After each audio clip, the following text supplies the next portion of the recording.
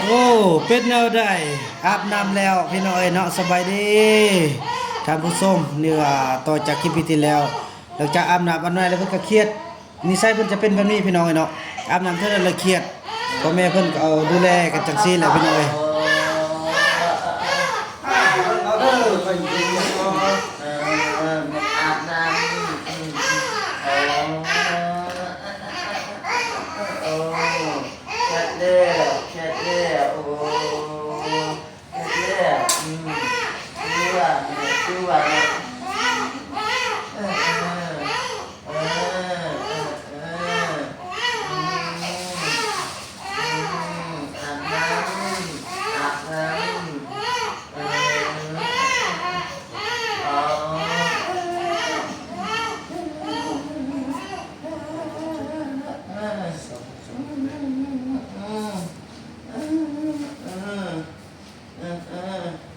ตูมากแน่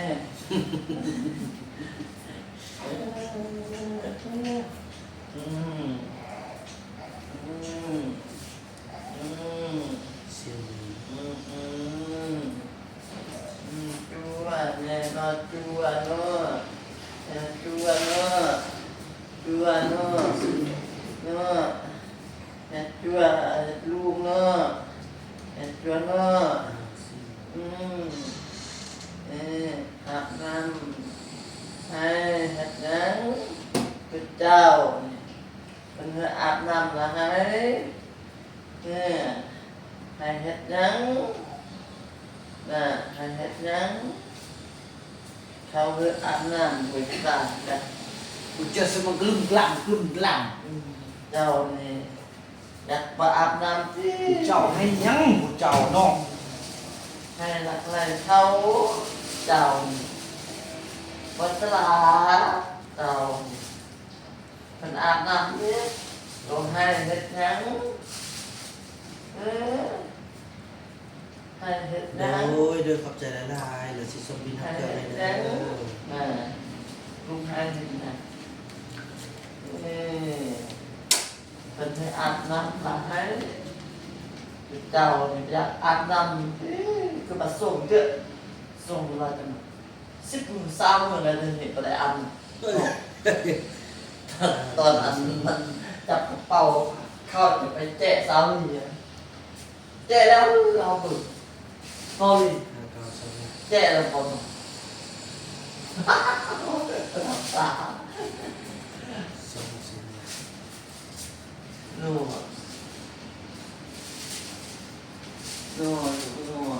แจ้แล้ว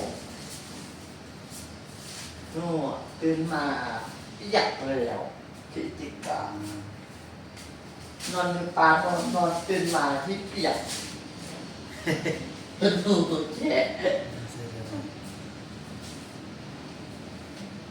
นุ่งทรงซ้ำเขาแก่ไปจนหูโอ้ยนู่น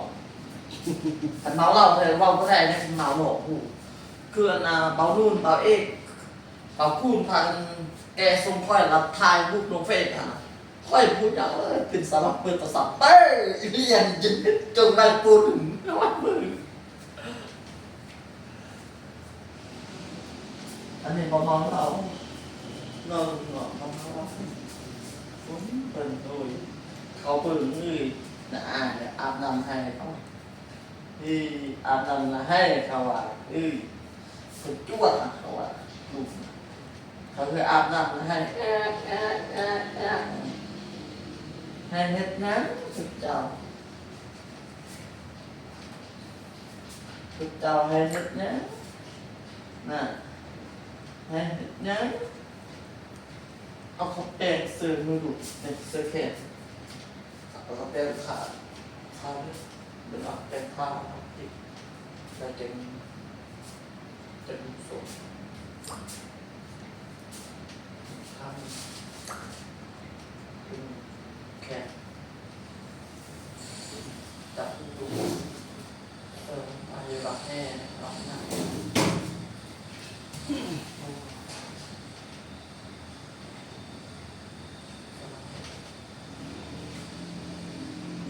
เจ้า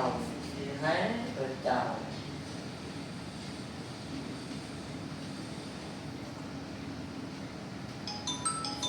แบ่งสบายฮัลโหลสบายดี สักแบ่งนึง โดยนั่นแล้ว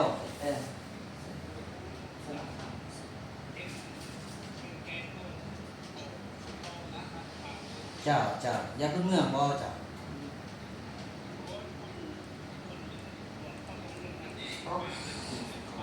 อ๋ออยู่บ้านพนทองเมืองเพียงแขวงสัญบุรีบ่พี่อยู่แถวอันอยู่ใกล้ปักได้พี่นะเจ้าโดยแม่น่ะโอ้ยอยู่มอนึงอันใกล้ติดกับทางหลวงเจ้า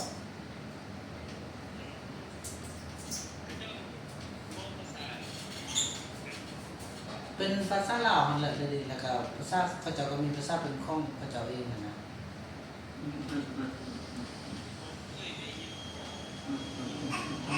โดยเล่นดีอยู่ไสเดี๋ยวนี้เอาโดยกันตะกี้ว่าก็อยู่ป้ามันคือกัน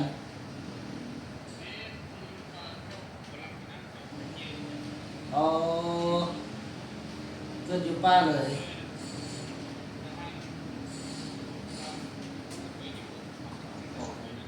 อ่าอ๋อเก็บไปเกี่ยวพ่อเป็นมงได้หนอ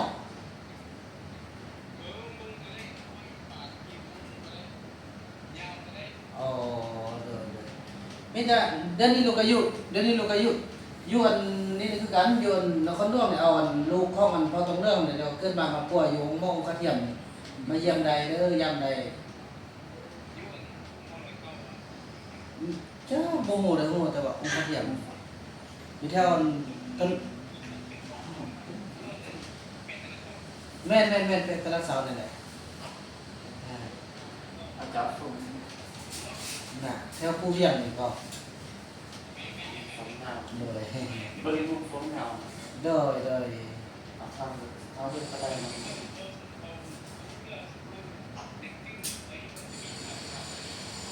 อ๋อโอ้แม่นบ่โ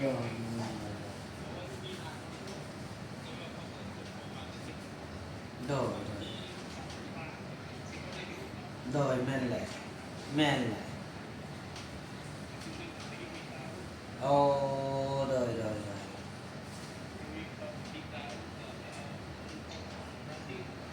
ยโอ้โดย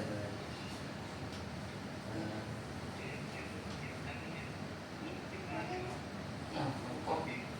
โดย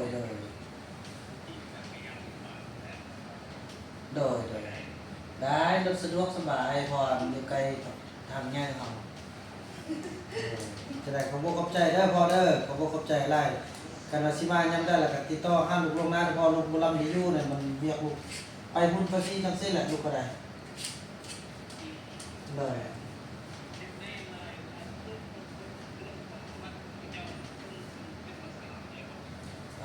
ถูกมันบ่ฮู้เลยนี่นะเพราะว่าตามประวัติก็ว่าเกิดขึ้นมาก็เห็นพร้อมเลยนะว่าซั่นซะนะแม่นเกิดมาแม่นผู้ใดอยู่เขตนั้นตามท้องถิ่นยังตาเขาเกิดมาเขาก็ฮู้ว่ามีมาแตะกี้แล้วนะบ่ฮู้ว่าปีใดกำหนดปีใดเลยสินะก็เรา100กว่าปีนี่แหละ100กว่าปีนี่แหละประมาณนี้นะแม่น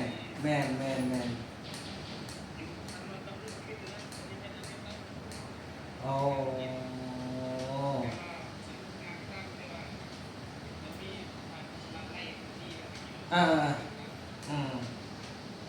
ตะกี้โอ้ครอบครัวอีพ่อตะกี้ก็แบบต้องเนื่องได้เลยบ่อยู่ในป่าแล้วก็ต้องเนื่องแล้วก็ย้ายอ้าว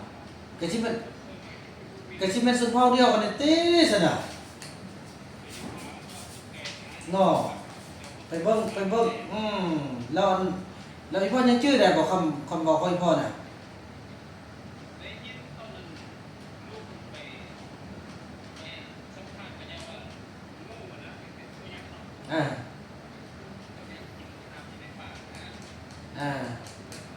ข้าวเลยกินข้าวเลยถือกันบ่ตับแตบน่ะ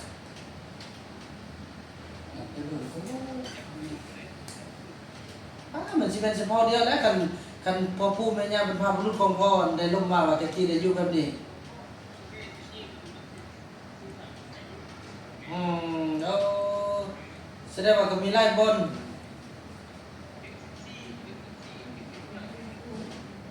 โดยโดยโอ้เดี๋ยวนี้เดี๋ยวเป็นสไลด์เดี๋ยวนี้ครอบครัวอันมีอยู่มีกินมีนั่นหมดแล้วเนาะเดี๋ยวนี้น่ะเนาะ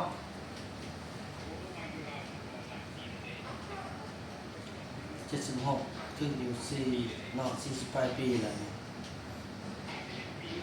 ก็อยู่เขตภาคเจียนตะกี้เนาะ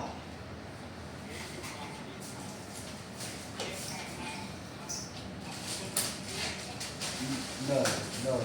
โอ้มีเวลาก็พยายามแล้วบ่เอ้ยแล้วก็เก็บกำรายละเอียดว่าภาษาเด้อเก็บกำรายละเอียดภาษาโดย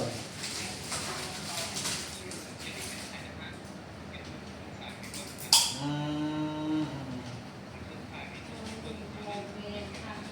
โดยแต่สมั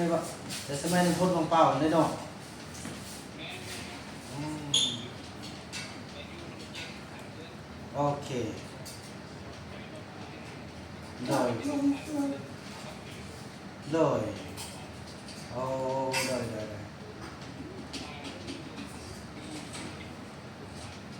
ดย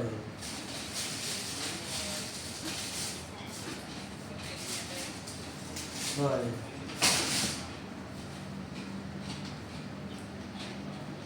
ก็ต้องนุ่มนะปลาอะไรตับ โดย อันนี้ก็มาละ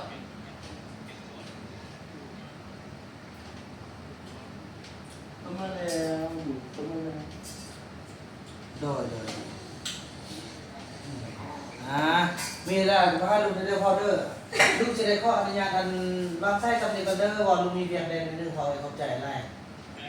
โอ้ยโอเคโดยขอได้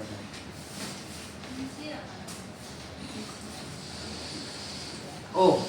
สมมติตำรวจก็มี เอาเฟืองนั้นดีไก่หายแปลว่าเอาให้เซรีเอาเบาเฟืองมากันแล้วเนาะเขาหม้อมาแล้วเขาเอากันมากันแล้วต้องเอา โดยนะลูกกะซีพยายามเล่นวันไปกระสั้น เอาครับ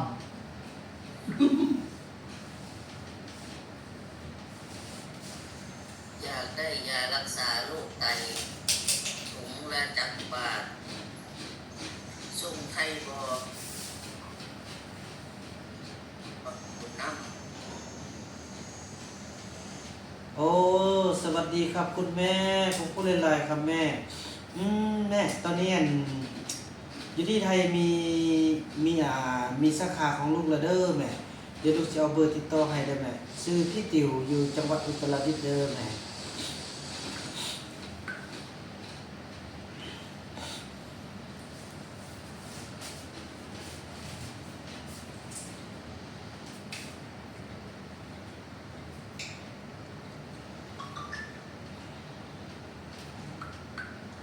โดยแม่นี่เด้อเป็นเบอร์พี่ติ๋วเด้อ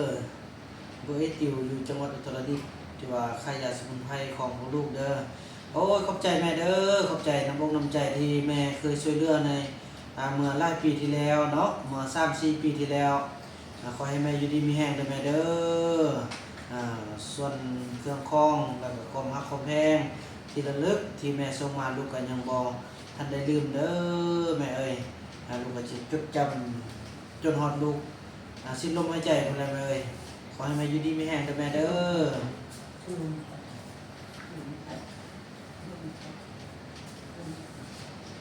ุณน้ำลูกได้ไปแล้วลูกได้เข้าอันนั้นเวียนจันทร์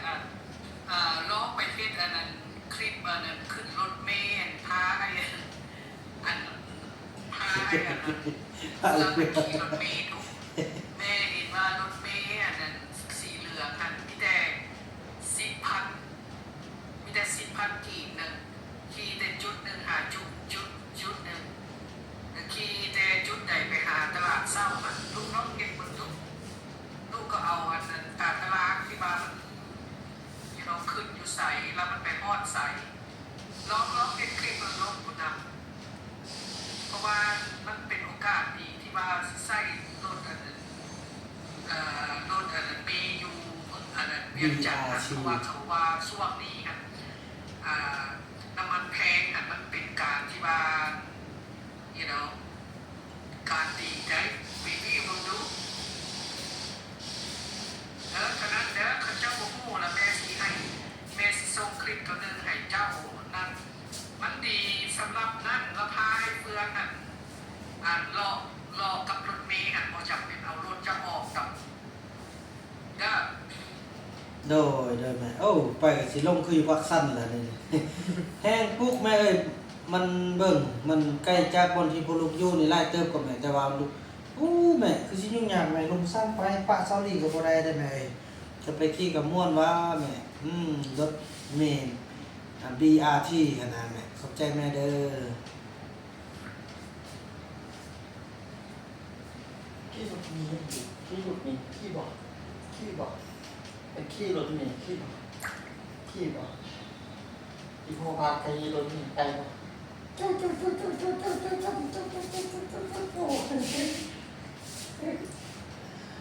ขี้บอกขี้รถมีขี้รถมีข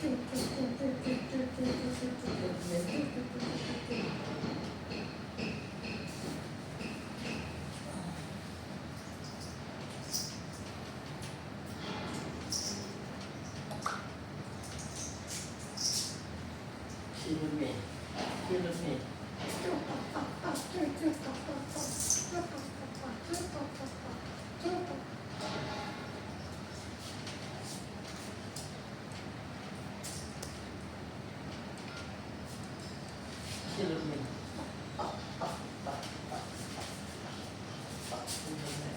ขี้รถมีเนี่ยรถมีเนี่ยรถมี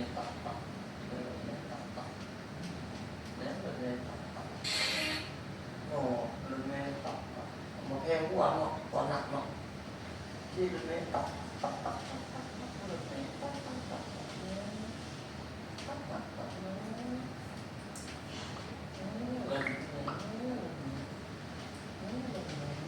โอ้ว้าวโอ้แบบเอง